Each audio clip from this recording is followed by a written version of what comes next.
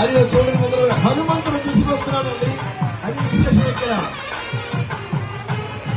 హనుమంతుడు స్వయంగా దండలను ముగ్గురికి కూడా 3 దండలు స్వయంగా తీసుకుని వస్తూ ఉన్నాడు. ఎంత అందం, ఎంత ముచ్చట, ఎంత అందం, ఎంత ఆనందం. హనుమంతుడు ఆ రామయ్యే కదా ఈనాడు వెంకటేశ్వరుడిగా అవతరించాడు.